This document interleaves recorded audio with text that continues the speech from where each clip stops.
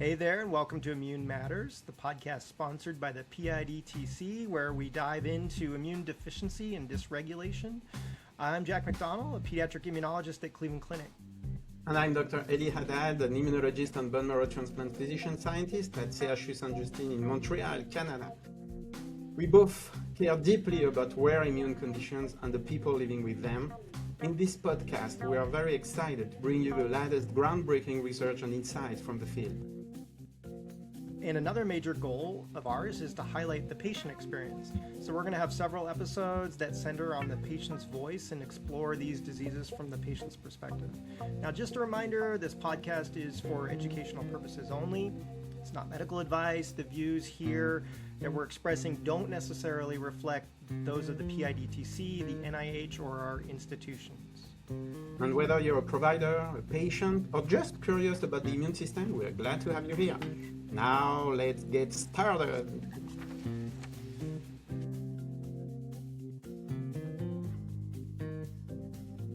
Now I wanted to welcome Don Kohn to the podcast. He's definitely a seminal, legendary figure in the field of gene therapy, and Elie and I are very happy to have him on the podcast today. Welcome, Don. Can you just tell us a little bit about yourself?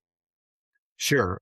Thanks very much for having me. I've been with the PIDTC since the beginning, so it's a very, very important organization. I'm glad to talk about our work. So I'm a professor at the University of California, Los Angeles, UCLA. I'm a pediatric bone marrow transplant clinician, although I've sort of stepped down from that role. And I run a research program working on developing gene therapy, primarily for immune deficiency diseases. And so I've been in this area since 40 years, I think, since I started my fellowship. And I've worked on the same thing ever since, just kind of using the new tools as they evolve.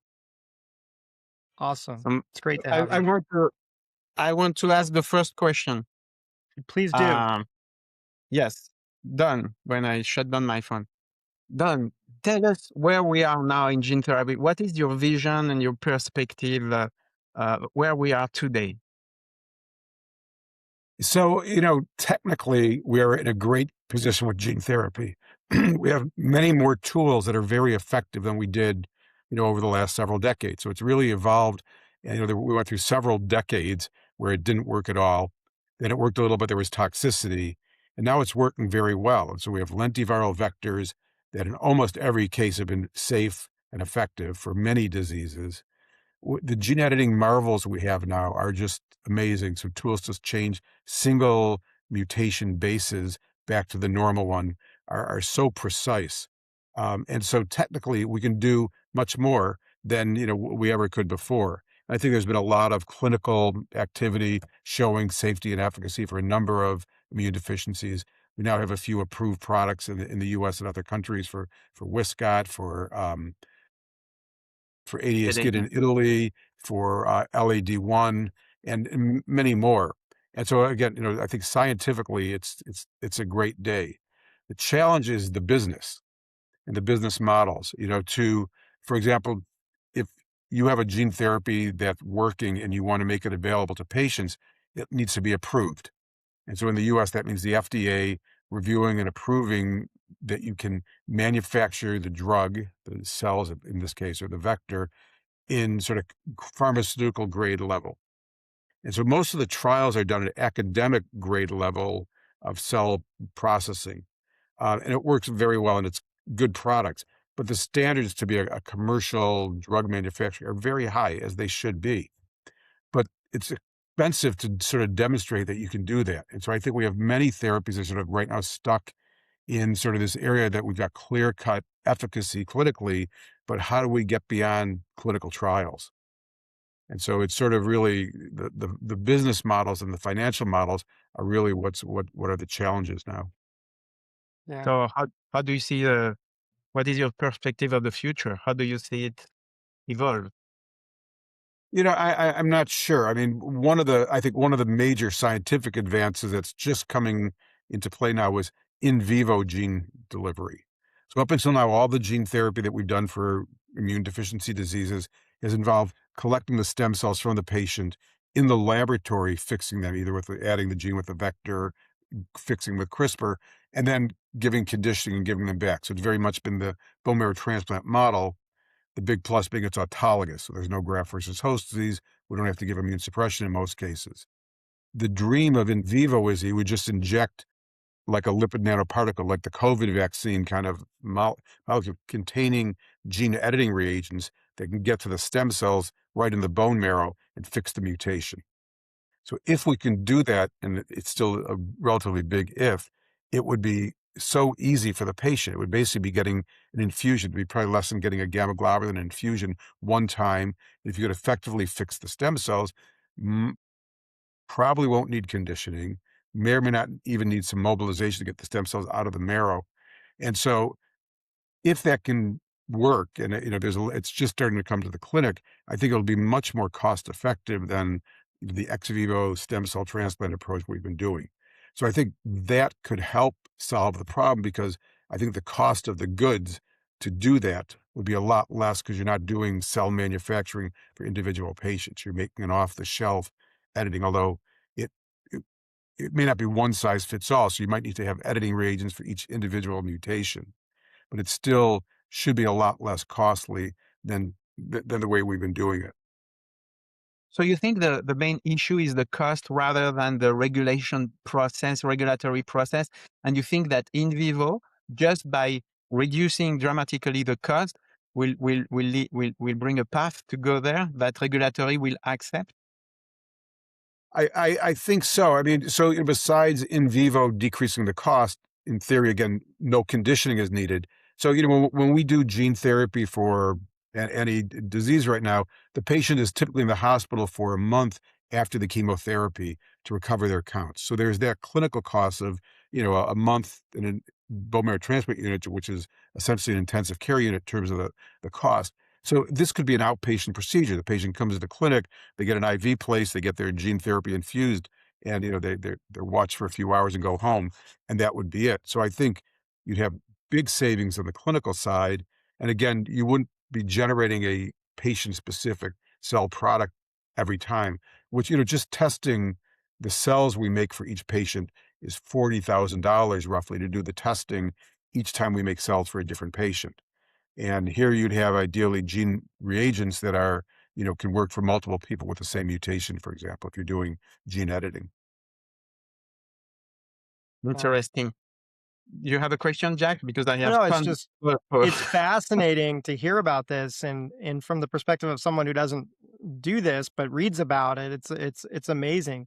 So patients, they may have some questions about the historical safety issues of gene therapy. So I just wanted to address that.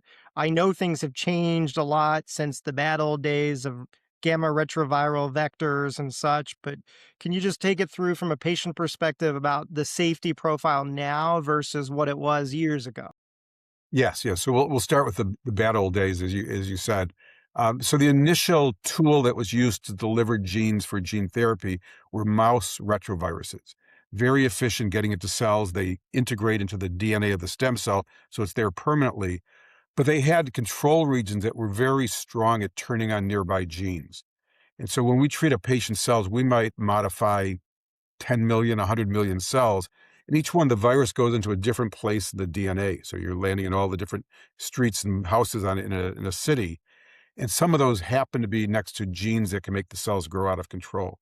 And so because the retroviruses had elements that could turn on nearby genes, in several cases of patients for ADA-SCID initially, CGD, and Wiskott-Aldrich syndrome, patients developed leukemia because of the gene delivery virus.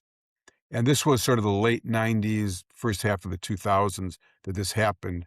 It occurred over several years. It took a while to understand it. And the risk factor was recognized really was these strong elements in the virus that can turn on a nearby gene. We call them enhancers. And so as lentivirus, vectors made from HIV rather than the mouse viruses came into play, although, they seem scarier if it's made from HIV. In fact, they've had a very good safety record because they don't have those strong enhancer elements that can turn on new nearby gene. So even if they land next to a cell gene that can make the cell grow, they don't turn it on.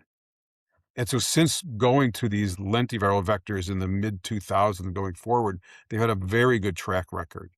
They've been pretty close to completely safe with one exception. So for cerebral adrenoleukodystrophy, a neurologic condition, the vector that they used had one of those mouse virus elements in it. And so it did the same thing. Even though it was delivered by a lenti, it still had this element that could turn on nearby genes. And several of the patients have developed leukemia years later. Other than that, one exception, they've really been very safe. As far as I know, there have been no vector-related complications since moving to those. And so, I don't know the exact number, but hundreds, if not 1,000 or more people have gotten these lentiviral vectors without a problem. And so I think that part of the safety issue is really it's still not zero, but it's really quite low, and it's probably less than the risks of graft versus host disease. So I think that's at least I still think when possible, it's the way to go if it's available either in a trial or Now, going on the side of the patients, there are many patients when you discuss today about transplantation in some diseases, some patients are going to ask us, are you sure we should transplant my son or my daughter? Shouldn't we wait for gene therapy to be available? Because you said the perspective could be good, given that we are maybe moving to in vivo. I remember asking this question 5 to 10 years ago. People say, no, do transplant. It's not there. Do you think now it's there and that we should take this aspect in consideration when we decide to transplant or not a patient? And what should we answer to those patients, actually? Yes. So I'm asked that question frequently, including just this morning. I got an email from a father. We've mainly worked on ADA-SCID, and it's in the situation as I was describing, where we've between us and the group at Great Ormond Street Hospital, University College London, Bobby Gaspar, Adrian Thresher, Claire Booth, we've treated probably 80 patients or more with a lentiviral vector for ADA-SCID, and 77 of the 80 are essentially cured of the disease. So it's incredibly effective, and we're stalled at trying to get it. We can't get research grants anymore because it's been proven. And so we are trying to commercialize it in the US. So we've spun off a company called Rarity that's doing all the work the FDA requires for approval. But, what's that timeline? They're hoping they'll be approved in 2 to 3 years. And then as we're talking, I think before the recording started, there's still another gap after it's approved by FDA or the other authorities in getting the insurers or the third-party payers to agree to cover it. And in the U.S., we have a Tower of Babel of insurance companies. Every state has their own, versions of everything. And so, and for example, for the sickle cell gene therapy, that was a big delay getting approval to treat patients. That's now, I think for sickle cell has become less of a problem. It's probably not solved completely, but it's another delay. And so if Rarity can get FDA approval in 2 to 3 years, it might be 3 to 4 years before it's available. And so when parents ask me, should I wait for that or should I have a transplant? I don't know the answer to that. So I try and tell them, what we're saying here, that we hope it'll be available. We hope your insurance company will agree to pay for it. We've treated recently, since there was had been licensed out and came back, we had a delay of 4 or 5 years where no one got treated. So we accumulated a list of people who were like 4, 5, 6 years old on enzyme waiting for treatment. And we've treated now 11 of those since it's come back to us. And so the 5-year-olds have done quite well as when we were treating infants for the most part. Maybe a little less lower T cell counts, but sufficient, good engraftment. And so, I feel comfortable saying, well, you could wait on enzyme till you're 5 or 6 or 7. But, we know that the thymus is, it's best the day you're born, and it's not very good by the time you're a young adult, although it probably works to some extent throughout life. And so there is that risk of waiting. And ADA-SCID is unique in that it has this enzyme that will temporize. All other forms of SCID should be transplanted, as soon as possible for the most part. And so, any other SCID patient, I would say, don't wait and get the best available transplant. The other point I make is that, in fact, the PIDTC had really a seminal paper on outcomes for ADA-SCID transplants. So we had a paper led by Jeff Couvalier that came out, I think, in 2022, where we had 121 ADA-SCID patients going back to the 80s and looked at their outcomes. And what we showed, I think, the major finding of the paper was in the last decade or so, the outcomes for transplants from any donor, from a parent, from a sibling, from an unrelated donor, statistically were not worse than gene therapy. They were a little worse, but not statistically so. And they were really quite good. Greater than 90% of the patients are alive and well. And so I feel comfortable saying if there's an available transplant, that could be a parent, so, a half-matched parent, we've gotten much better at those. The outcomes are so much better than they were 10, 15, 20, 30 years ago that it's still reasonable to do that. So, that's kind of a non-answer because, no one knows. And so I try and give that perspective and parents make their decision. But, until it's available, we can't, gene therapy is not an option. For SCID, I understand your point very well. For other disease like LAD, CGD, Wiskott, it's a little bit more touchy. It's not that Yeah. simple. Right. I mean, LAD, I think, the general survival without a transplant is not very good. So I think I'd almost put that with SCID, and I think, that should be transplanted in the first year or so of life. CGD, Wiskott, can do well for a decade or two. And so they're, waiting probably is okay. But, there's this sort of slowly ticking risk of getting an infection that's going to get someone sick. And so that's, it's a very difficult situation. There isn't a clear-cut answer. And so it's kind of comes down to what's the parents, what do they prefer? Do they prefer doing a transplant and hopefully it's cured, or waiting for something that, unpredictable what the timeline will be? If you were a young physician or young scientist, do you think it's a good field to work in gene therapy, or everything is behind us? The pioneers like you have resolved everything and know at that state. Yeah. Well, first of all, yeah, if, as one gets older, the prospects of being younger is always enticing. We haven't solved everything at all. So I think there's so much more to be done. As I said, all these new gene editing methods, homology-directed repair, prime editing, base editing, are just being brought to clinic.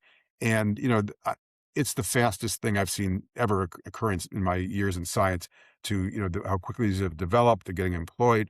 As you know, there was a trial using prime editing, which was maybe 2 years old or so for CGD, with great results. And so, these specific editing approaches are so precise and quite high efficiency. Again, the challenges development for patients. One of the diseases we've worked on a fair amount for the last decade or so is X-linked agammaglobulinemia, XLA. Traditionally, patients don't get transplanted because it's not life-threatening if you get immunoglobulin replacement, but there's, slow frequency of getting either bad infections or other problems. And so if the transplant risk could be lowered and it could have a curative therapy, that would be great. But if we talk about mutation-specific repair, there's more than 2,000 different mutations that have been described in the BTK gene. So that'll keep people employed for quite some time in the field. If they're really doing a mutation-specific approach, there's a lot to do there. And that's just one gene. There's 500 or more inborn areas of immunity. So there's a lot left to be done. Out of the 500 or so, I think 9 or 10 have been approached by gene therapy. So there's a lot to do. Good to keep the younger generation, give them some work. Right. Yeah. And some funding. And I was remembering, Don, a couple of years ago, I heard you give a talk at CIS, and I think you said that many people maybe think that gene therapy is just technically extremely difficult, and I'm sure it is extremely difficult when you're figuring it out. It sounds like that part is now down to a very replicable science. Mhm. And I think you actually said at the time you could train an undergraduate in your lab who's otherwise pretty smart to do this in a week or two. Maybe I'm exaggerating that slightly. So so it seems like the problem is getting it funded, like having a drug company want to carry these products and getting it past the regulatory structures, as you said before. And I just wanted to hear more of your thoughts on those two aspects. As the science gets easier, now these other issues are kicking in, and what's the solution to that? Because I can understand a drug company saying, I'm not going to spend all this money on a drug that cures however many people a year. I'm not even going to be able to recoup my costs. So what is, as these kind of delivery cassettes or whatever get better, as the lentiviral vectors get better, what's the solution to make this cost effective and something that can go through the FDA and get to more patients? Yeah, no, that's, again, I think that's the central challenge we have now. The idea of an undergrad doing it, what that was is that if if a family writes to me and says we have a child with, for example, XLA, and I ask, well, what's their mutation? If it's one that we can fix with base editing, literally a student in my lab within a month can come up with an editor that will correct their mutation. The challenge is to get to the clinic. And so to get to the clinic, you need high quality of the editing reagents. And it's still unclear for like initial phase one trials. You might be able to use research grade material that's well characterized how it's made, but full good manufacturing practice or clinical grade editing reagents themselves are quite expensive. Um, One of the key components of the CRISPR and the base editing for all those is the guide RNA that directs it to a specific site in the DNA to be fixed. And the company that we've been buying those from for clinical purposes, they sell batches of 100 milligrams for $350,000. So if you're going to be treating 50 patients, you can spread that cost across it. But if it's a patient specific, you can't do it for that. And so the need is for those to be available at smaller amounts at cheaper costs. My price point would be, $20 or $30,000. For those companies, it's expensive. It's not like they're not making huge profit. It's very expensive just to have all the quality systems for manufacturing at that level, to have all the people checking everything, and everything needs to be documented and all your reagents. And so I think it's good that our drug manufacturing is so carefully supervised to keep the drug safe, but it raises costs. And so, you know, can it be done cheaper? Yes, I think it can be. And again, doing it in vivo will save some of the costs, but the reagents themselves are somewhat expensive. And so hopefully they will come down over time in cost, and that will make it easier. Although what's the business model? It's not clear because as you said, ADA-SCID, for example, again, to go back to that example, there's about 10 patients a year born in the US and Canada. Um, and you talk to a venture capital person, they just laugh. They want anxiety, baldness, obesity, where there's tens of thousands of patients Right. to invest their money in. And so, it's so expensive to get approval that it's hard to recover those costs even over 5, 10 years. Um, One of the ways it may help is the FDA at least has articulated, I think many of the other regulatory authorities have, sort of a platform approach that once you've been approved, like for a lentiviral vector for this disease, if you sort of make your vector for the next disease the same way, you don't need as much data to get approval. And so I think there can be some economy of scale. And so again, to go back to the example of the company we spun off, Rarity, they're totally focused right now on getting FDA approval for ADA-SCID.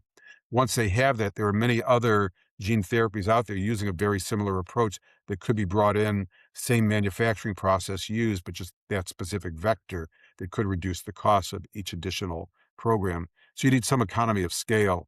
And if it's hard to survive making 10 products a year, but if you're making 50 products a year for 3 or 4 or 5 different diseases, then you can sort of keep the wheels going, and it might be possible to have a reasonable business model from that. Altogether, optimistic or pessimistic? Optimistic. If you ever, I know you're probably doing in your lab too all the time, base editing or gene editing or prime editing, they're so incredibly effective and precise that, we've never been there where we can actually fix a single letter out of the 3 billion alphabet of the human genome, and we can do that now. And so it's just a matter of finding out how to make that available. And so I think for not everything is a blood disease, and so doing the same thing for cystic fibrosis in the lung, muscular dystrophy in the muscles, I think will come along. And it's just we're in the relative infancy of the field, I think. It's Thanks for amazing. that. I'm Thank Yeah, you. it's That's amazing. amazing what this community, including you, Don, but also you, Ellie, have done.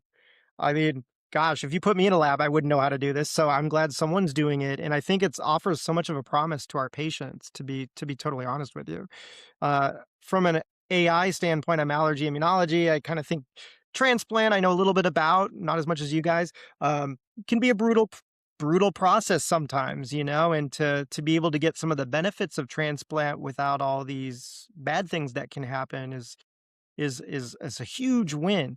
Is there anything, Don, that we could do from the standpoint of your colleagues as members of the scientific and medical community to help, like, in some way? I mean, I'm kind of thinking of stuff like write your congressman, but maybe more effective. Like, how can physicians taking care of patients who ultimately will benefit from these therapies help in your fighting the good fight with the regulatory and business world to be assistance? Maybe there isn't a way, but No, wanted to there ask. is. And one of the things is, for the doctors that are seeing these patients, getting samples for the research labs that are studying the disease is very valuable. There was just a patient who was getting a bone marrow transplant for one of the conditions we're studying. And when they went to get their central line placed, the parents had signed a consent for a bone marrow aspirate to be taken that was sent to our lab. And that's goal, to have actual patient cells that you can demonstrate you can fix. So normally we can knock a patient's mutation into a cell line and work on that as our discovery tool. But to ultimately take cells from a patient, correct their mutation, show that they now function normally, that's very strong evidence to get FDA approval or other approval. And so, I think it's very important for the community to cooperate and know who's studying what disease. And, because any one center might see some of these patients once a year, once every 3 years. But if they're aware of it, that, Elie is studying whatever disease he's studying, and we have this patient, let me see if he needs anything. And, it was of course logistics, like working out the shipping and the consents and the MTA, but it was done within a few days, and we got a bone marrow sample from a patient that, we save that in the freezer as sort of the last thing. Once we know things are really working how we want them to, the last thing would be to fix that and show that it, corrects the disease in patient cells. That's a great point that I never thought of. If I have a patient who's has one of these hematopoietic origin diseases that could be amenable to future gene therapy, to just look up and see who could possibly use that blood, obviously with the patient's permission. Yeah, and maybe PIDTC could have a listing or something at the website of, Okay. labs can voluntarily list what diseases they're studying. And so if someone gets a And what, patient with one of what, those, generally we can't get marrow samples from minors just for research. But our IRB at least has allowed us that if they're under anesthesia for like a line placement, or they're getting a bone marrow taken for diagnostic purposes, we can get extra for our research. And it's so valuable to have. And I bet some patients, if they knew that was an option, would be willing to do that. Yeah, many parents agree to it. It's the thought of a bone marrow aspirate is a little scary, but although some patients get them, routinely, but if it's done under anesthesia, the patient really will not have any pain or anything from it when they wake up. Yeah, Ellie. So maybe that would be a good thing for the PIDTC. I'm not trying to give you yes, something to do, but just having an organized yeah, repository. yeah, Yeah. yeah. And Don knows that very well. He was one of the PI of the PIDTC some years ago. So he's absolutely right. That's something we are in the process of doing. Right. Don, So this it wouldn't be interview a, was a amazing. tissue wouldn't be a tissue bank. It would be a sort of a virtual bank of diseases and patients. Yeah, yeah, Generally, I think yeah. in general, And location establishing of banks who, uh, sorry, go ahead. yes, it's who needs what, and also the SOP of how do you harvesting and how do you freeze or don't you freeze, or how to keep the thing. So Yeah, in order the sample is well taken care of, and, right. and doing good research with, yes, But any yes, any as I bone said, marrow transplant program can do it. It's well uh, within our skill set to get the marrow and process to ship it out or whatever. absolutely. Don, That's a I love this interview. It was amazing. I love the energy and the optimism, and all the things I feel are very smarter clear. from having talked to you. So Good, it's a win. good. Uh, Too bad Thank you there's not very a much. technology to clone you and put you in different medical centers to do similar. Reprogram me back to a younger state. Yes, that could be good. Awesome. Well, thank you so much. Elie, did you have any last questions? I think we're right at our time here. For me, that was amazing. Thank you so much for your time and your Good. generosity. Great. It's great to see you both. So thanks a lot. Thanks. Thank you. Take care.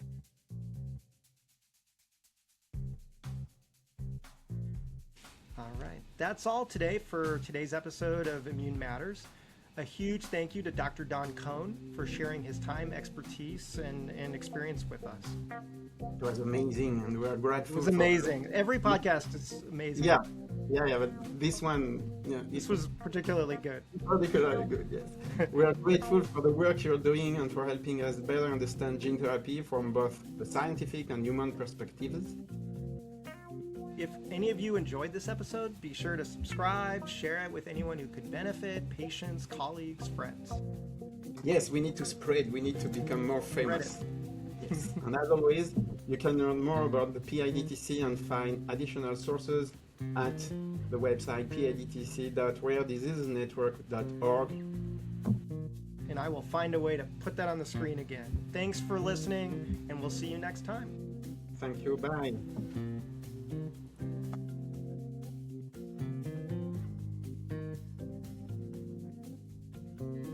The Primary Immune Deficiency Treatment Consortium, PIDTC, is a part of the Rare Diseases Clinical Research Network of the Office of Rare Diseases Research, ORDR, National Center for Advancing Translational Sciences, NCATS, National Institutes of Health, NIH.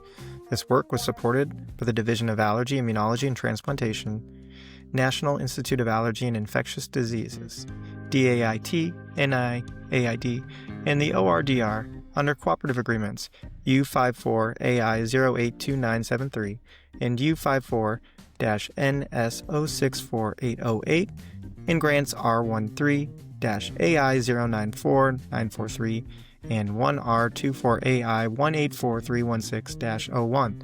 The content and opinions expressed are solely the responsibility of the authors and do not represent the official policy or position of the NIAID, ORDR, NCATS, NIH, HRSA, or any other agency of the U.S. government.